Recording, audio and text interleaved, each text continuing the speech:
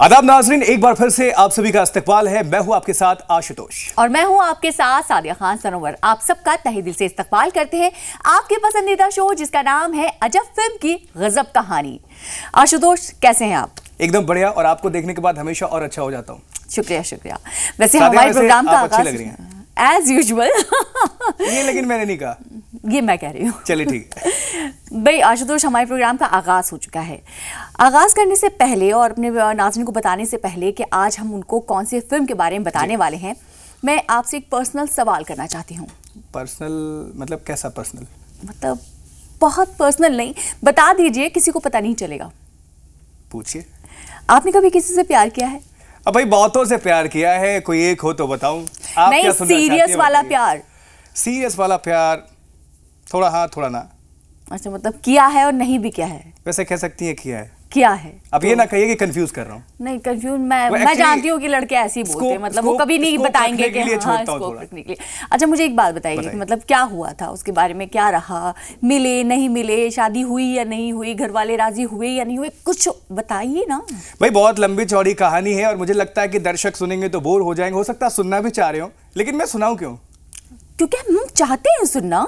भाई आप चाह भाई हम देखिए, हम जो लोग होते हैं ना, हम जैसे लोग, वो हम अपने नाज़रीन से कुछ नहीं छुपाते हैं, तो ये बात भी खुल के बता ही दीजिए। फिर जल्दी से बताइए, हमें और भी बहुत सारे काम है, बहुत सारी बातें करनी है।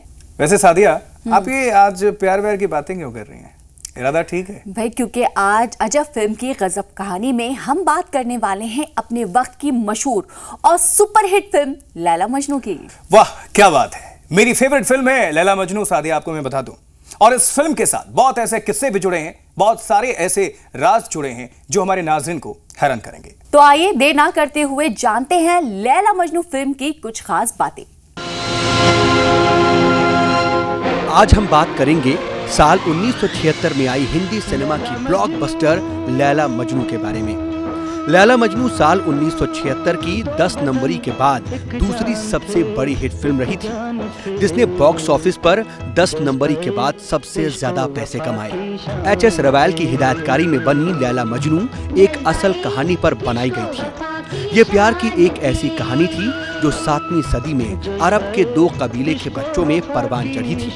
कैस बिन मुलव्वा और लैला बचपन से ही एक दूसरे को चाहने लगे थे। जब दोनों बड़े हुए तब शादी करने का फैसला किया, लेकिन अफसोस ये रहा कि लैला के वालिद ने इस रिश्ते को नामंजूर कर दिया, जिसके चलते दोनों को अलग होना पड़ा। प्यार की इंतहा ने दोनों को जुदा होने नहीं दिया और आखिरकार लैला के वालिद ने उसकी शादी अरब के एक मालदार शख्स से करवा दी। लैला की शादी के बाद कैस दीवाना हो गया और गली गली लैला लैला करता हुआ भटकने लगा। लोगों ने उसे मजनू कहना शुरू कर दिया। जहाँ जहाँ वो जाता, बच्चे और बड़े उसे पत्थरों से मारते और पागल दीवाना मजनू कहकर मार भगाते। मजनू दिन रात कभी इस कबीले कभी उस कबीले लैला की खोज में दर दर फिरता रहा और आखिरकार प्यार की इस दर्द भरी कहानी का इख्तिताम हुआ और मजनू दीवाना होकर इस दुनिया से चल बसा और लैला और मजनू की कहानी पूरे अरब में मकबूल हो गई। इस पर कई कहानी, किस्से, शायरी और अफसाने लिखे जाने लगे। दुनिया भर में लैला मजनू पर कई सारी फिल्में भी बनाई गई हैं। हिंदुस्तानी सिनेमा की बात की जाए तो साइलेंट फिल्मों के दौर से गोल्डन एरा तक लैला मजनू पर कई सारी फिल्में बनाई गई हैं। हिंदुस्तान में अलग अलग भाषा में तकरीबन 6 से 7 फिल्में लैला मजनू की कहानी पर ही बनाई गई हैं, जिनमें सबसे मशहूर 1976 में आई एच.एस. रवैल साहब की लैला मजनू रही। लैला मजनू कहानी पर फिल्म बनाना एच.एस. रवैल साहब के लिए आसान नहीं था, लेकिन वो इस कहानी पर एक फिल्म जरूर बनाना चाहते थे। सबसे मुश्किल था अरब कबीले का सेट बनाना, जिसकी जिम्मेदारी मशहूर आर्ट डायरेक्टर सुधेंदु रॉय को दी गई थी। सुधेंदु रॉय ने बहुत बड़ा और शानदार सेट तैयार किया। फिल्म में आप देखेंगे तो आपको बिल्कुल एहसास नहीं होगा कि ये सेट है, बल्कि आपको ऐसा लगेगा कि अरब में ही जाकर इस फिल्म को फिल्माया गया होगा। कॉस्ट्यूम्स की बात करें तो आपको जानकर हैरानी होगी कि इस फिल्म के तमाम किरदारों के कॉस्ट्यूम्स तैयार किए थे अंजना रवैल ने, जो डायरेक्टर एच.एस. रवैल की बीवी थी। लैला मजनू उस वक्त बड़ी हिट साबित हुई और लोगों ने पहली बार हिंदी सिनेमा में लैला और मजनू की असल जिंदगी को पर्दे पर देखा। ऋषि कपूर साहब और रंजीता जी की अदाकारी बेहद उम्दा रही। इस फिल्म को जो देखने गया वो लैला और मजनू की दर्द भरी कहानी को पर्दे पर देखकर रो पड़ा। आज भी अगर इस फिल्म को देख लिया जाए तो आपकी आंखें नम जरूर हो जाएंगी।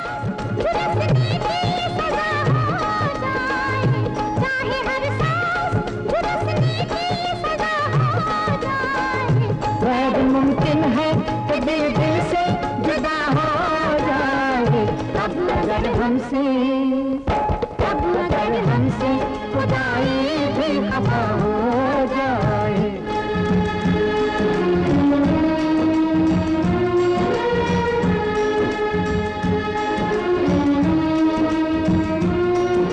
मैं कह सकता हूं कि स्क्रीन प्ले, सेट, कॉस्ट्यूम्स आप देखिए ना, कितना बिल्कुल अरब की कहानी लगेगी, बिल्कुल डिफरेंट, बिल्कुल जुदा और सबसे हटके। आइए तो देखते हैं इस फिल्म का एक खूबसूरत सीन।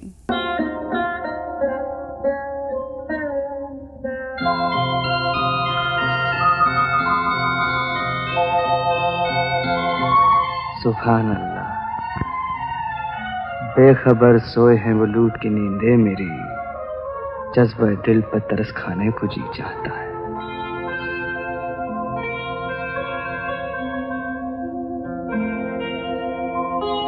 कब से खामोश हुए जाने जहां, कुछ बोलो,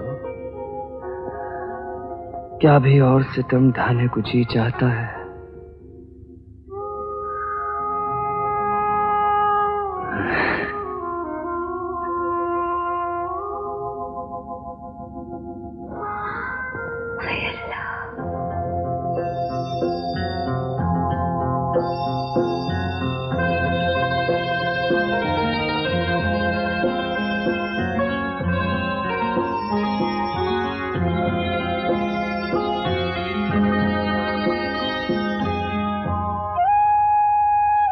पैर खाली? ऐ मगरूर हसीना, कल पाजेब के साथ मैं अपना दिल भी तेरे कदमों में डाल गया था, तूने उसे ठुकरा दिया, तो फिर दूसरी पाजेब वापस ले जाता हूं।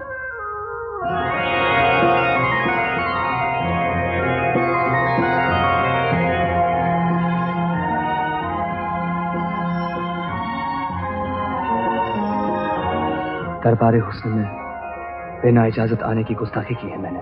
नहीं, हमसे सोते में जो गुस्ताखियां की हैं तुमने, तुमको उनकी सजा दिलवाने को जी चाहता है। सरे तस्लीम खम है, सजा फरमाइए। एक पाजेब पहनाया करो तो दूसरी ले जाया करो, सिलसिला कभी ना टूटे। मगर क्यों? जब तक दिन के बाद रात आती रहे, तुम भी आते रहो, दीदार होते रहे।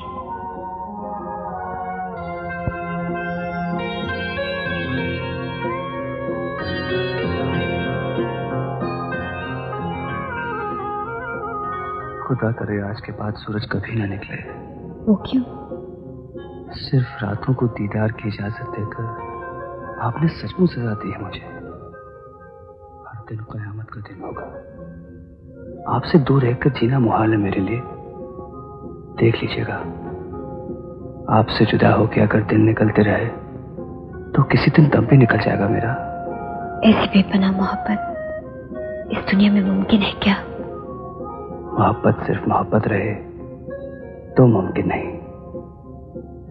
मेरी मोहब्बत तो एक इबादत है, मेरे जीने का मकसद है।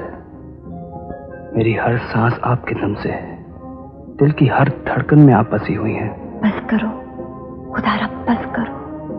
मेरी होश-ओ-वास मत छीनो मुझसे। जब से तुम्हें देखा है, तुम्हारे ही ख्यालों में गुम हूं। ख्वाबों में भी तुम, तसव्वुर में भी तुम। ये कैसा जादू कर दिया है तुमने मुझ पर। आखिर तुम कौन हो हसीना अजनबी? अजनबी हूं जरूर, लेकिन आपका दीवाना हूं मैं। वक्त एक छोटे से ब्रेक का है, लेकिन आप कहीं जाइएगा मत। रिमोट को अपने पास रखिए, फौरन होंगे हाजिर। आप देखते रहिए अजब फिल्म की गजब कहानी। कई बार तो कुछ सीन्स ऐसे होते थे कि इसमें कपड़े और चेहरे और बदन असलियत में मिट्टी और रेत में सन जाते थे। अगर तुम ये शहर छोड़कर नहीं गए तो मरी हुई लैला का मुंह देखो। लैला, मुझ पर ये सितम न ढाओ लैला, अपनी कसम वापस लो।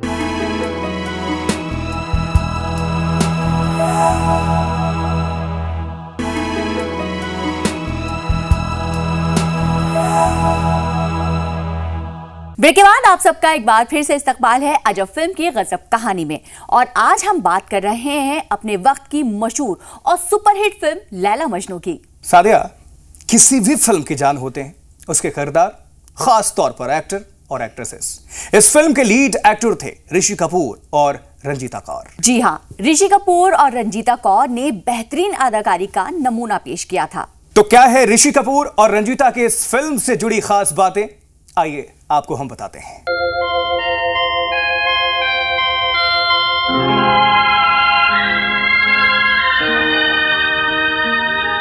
फिल्म लैला मजनू की लीड एक्ट्रेस रंजीता कौर की यह पहली हिंदी फिल्म थी और इस फिल्म से उन्होंने अपनी एक्टिंग करियर का आगाज किया था।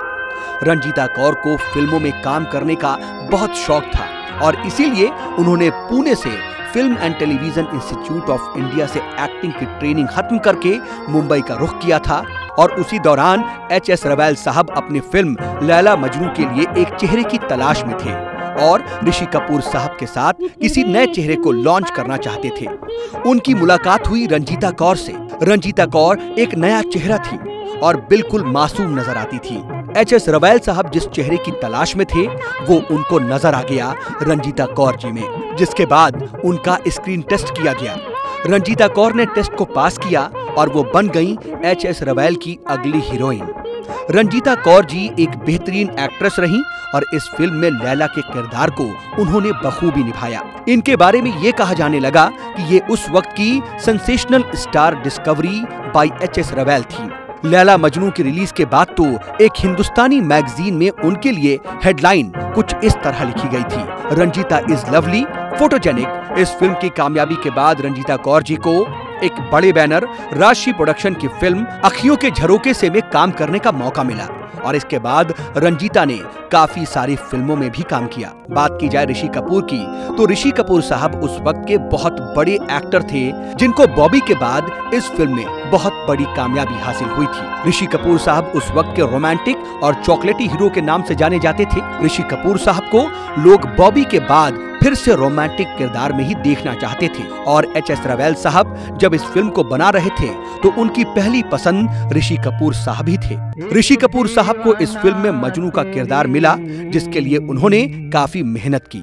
ऋषि कपूर साहब जब इस फिल्म में मजनू का किरदार प्ले कर रहे थे तो कई बार इस फिल्म के कुछ सीन्स ऐसे थे जिसमें उन्हें वाकई दीवानों वाली हरकतें करनी पड़ी थी, जैसे रेत पर लेटना और गर्म तपती हुई धूप में उस पर भारी कॉस्ट्यूम्स में काफी परेशानी होती थी। कई बार तो कुछ सीन्स ऐसे होते थे कि इसमें कपड़े और चेहरे और बदन असलियत में मिट्टी और रेत में सन जाते थे, लेकिन ऋषि कपूर साहब ने बेहतरीन अदाकारी का नमूना पेश किया। इस किरदार को प्ले करना आसान नहीं था क्योंकि एक दीवाने के कैरेक्टर को जिंदा करना था, एक असल इंसान को पर्दे पर रूप देना था, मजनू को जिंदा करना था और ऋषि साहब ने ये बखूबी किया। अब भी मुझ पर मरता है मेरा कातिल, मेरा मसीहा, मेरा मसीहा, मेरा कातिल, मेरा कातिल, मेरा मसीहा। अब भी मुझ पर मरता है, अब भी मुझ पर मरता है। लैला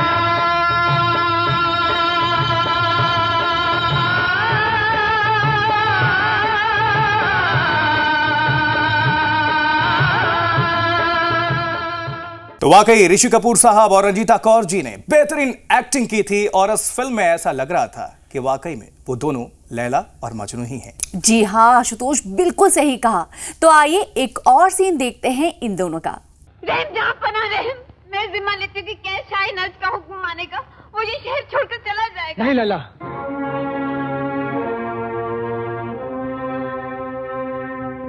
ये शाह नज तो क्या, वो शहंशाह दो आलम भी कैस को इस बात पर राजी नहीं कर सकता कि वो अपनी लैला को छोड़ दे। जिद ना करो कैस, लिल्लाह चले जाओ। नहीं नहीं लैला नहीं, तुम्हें जाना होगा कैस, वरना तुमसे पहले मैं अपनी जान दे दूंगी। तुम्हें मेरी कसम, अगर तुम ये शहर छोड़कर नहीं गए तो मरी हुई लैला का मुंह देखो। लैला, मुझ पर ये सितम न ढाओ लैला, अपनी कसम वापस लो लैला, अपनी कसम वापस लो। कसम मैं दे चुकी जो जमाने ने सुनी, इस वक्त कैसू लैला की मोहब्बत कसौटी पर है। चाहो तो उस कसम की लाज रख लो, चाहो तो उसे ठुकरा दो।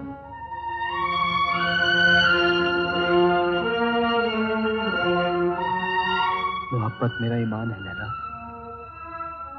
महबूबा की कसम को ठुकराना कुफ्र होगा। चाहता हूं जाने कैस अपने ही अरमानों का जनाजा अपने ही कंधों पर उठाए।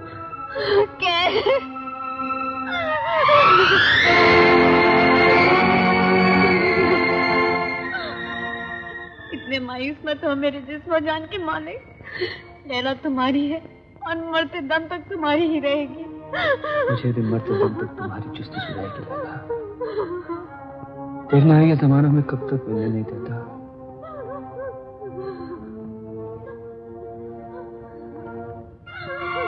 वादा रहा मेरी जन्नत, हम जरूर मिलेंगे। वक्त हो गया है यहाँ पे एक छोटे से ब्रेक का, लेकिन कहीं मत जाइएगा, हम जल्द लौटेंगे कुछ और किस्सों के साथ। उस वक्त के बहुत बड़े गायक मोहम्मद रफी साहब ने पहली बार ऋषि कपूर साहब के लिए प्लेबैक किया था और आगे चलकर ज्यादातर गाने ऋषि कपूर साहब के लिए रफी साहब ने ही गाए।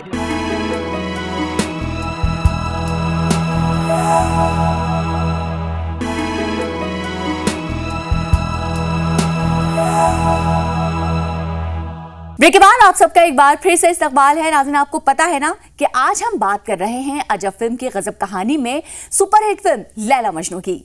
आशुतोष, आपको म्यूजिक और गानों का शौक है? बिल्कुल, आपको तो पता ही है। बस मैंने बहुत गलती कर दी आपसे ये पूछ के। नाज़रीन, आप मेरे साथ साथ आपको भी पता है ना कि मैंने बहुत बड़ी गलती की है। और इसमें एक सुपर हिट गाना है, वो अगर ना गाऊं तो कैसे हो सकता है, तो गा लेता हूं बस एक ही लाइन। हुस्न हाजिर है मोहब्बत की सजा पाने को, कोई पत्थर से ना मारे इनके दीवाने को। किसी की हिम्मत हो सकती है कि मेरे दीवाने को पत्थर से मारे? ये तो आप जाने और आपके दीवाने। बस आशुतोष, मुझे बिल्कुल समझ में आ गया कि आपको म्यूजिक का कितना शौक है। तो आइए हम जल्दी से नजर डालते हैं इस फिल्म के म्यूजिक से जुड़ी कुछ खास बातों पर।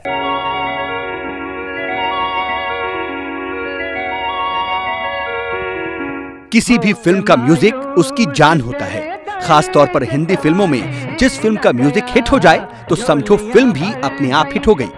बात करें अगर फिल्म लैला मजनू की, तो इस फिल्म के भी गानों ने हिंदुस्तान भर में धूम मचा दी थी। इस फिल्म के म्यूजिक के साथ कई किस्से जुड़े हुए हैं। सबसे पहले तो ये कि इस फिल्म का म्यूजिक मदन मोहन साहब ने कंपोज किया था। अफसोस तो ये था कि जब मदन मोहन साहब इस फिल्म का और साथ ही मौसम फिल्म की धुन तैयार कर रहे थे, तब वो इस दुनिया को छोड़कर चले गए और दोनों ही फिल्मों का म्यूजिक अधूरे रह गए। मदन मोहन साहब ने लैला मजनू के 6 गाने रिकॉर्ड किए और बाकी 3 गाने एच.एस. रवैल साहब ने जयदेव साहब से करवाए।